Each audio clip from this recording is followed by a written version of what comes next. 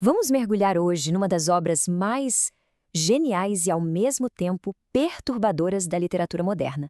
Estou falando, claro, de A Metamorfose, de Franz Kafka, lá de 1915. A história já começa com um verdadeiro soco no estômago, uma das frases de abertura mais icônicas de todos os tempos. É isso. Simples assim.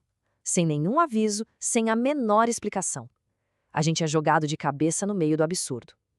O Kafka não perde tempo, e é justamente a normalidade, a frieza com que essa frase é dita que a torna tão impactante. Genial. Então, vamos começar por aí, por esse despertar, porque o mais fascinante aqui não é nem a transformação em si, mas a reação do Gregor a tudo isso. E é aqui que a coisa fica realmente desconcertante.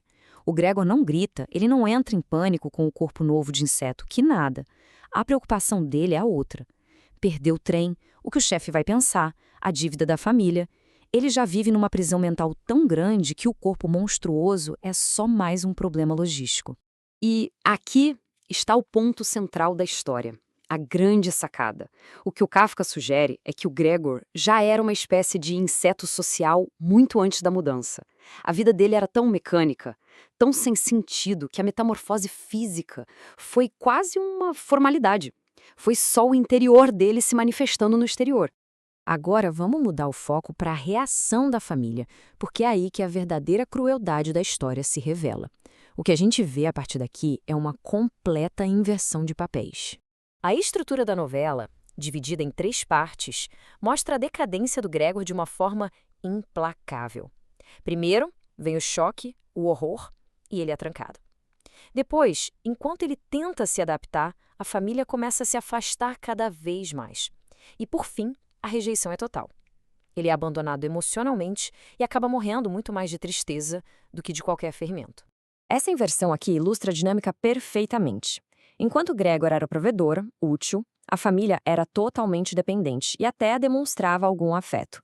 No exato momento em que eles se tornam um fardo, um peso inútil, eles são forçados a se virar, a se tornar produtivos. A balança de poder vira completamente. O Kafka basicamente demole aquela ideia romântica do amor familiar incondicional. Aqui, o amor é uma transação. Enquanto o Gregor servia a um propósito econômico, ele era um membro querido da família. Quando ele perde essa função, ele deixa de ser humano aos olhos deles. É uma crítica brutal, né? Mas claro, a história é muito mais profunda do que só a trama do homem-inseto. Vamos dar uma olhada nos temas e nos símbolos que fazem essa obra ser tão rica e relevante até hoje. O tema principal aqui é, sem dúvida, a alienação. Mas, como a gente já viu, essa alienação não começa com a transformação física. O Gregor já estava completamente isolado da própria vida, das outras pessoas e, principalmente, de si mesmo. Olha só para essa lista. Um trabalho repetitivo que o esmaga, uma vida sem propósito algum, relações baseadas puramente no interesse, na utilidade e um sentimento constante de culpa só por existir. Ele já era a personificação da alienação moderna. A forma de inseto só deixou isso visível para todo mundo. Um dos símbolos mais fortes do livro é a maçã que o próprio pai arremessa nele. A maçã fica presa nas costas do Gregor, apodrecendo aos poucos. Ela representa essa ferida permanente da rejeição do pai, uma culpa que ele carrega literalmente no corpo até morrer. Em contraste, a gente tem o violino da irmã, a Gretchen. A música é o único momento em que o Gregor parece sentir alguma conexão com a humanidade que ele perdeu. É a ligação dele com a arte, com a beleza. Algo que o mundo utilitário da família dele simplesmente não consegue mais enxergar ou valorizar. E, por fim, a janela do quarto dele. Ela acaba funcionando como o último elo com o mundo lá fora. É através dela que ele observa uma vida da qual ele não faz mais parte. Um símbolo perfeito da sua exclusão total da sociedade e da própria existência. O jeito único do Kafka de narrar essa história toda acabou dando origem a um adjetivo que a gente usa até hoje. Vamos entender o que realmente significa dizer que algo é kafkiano.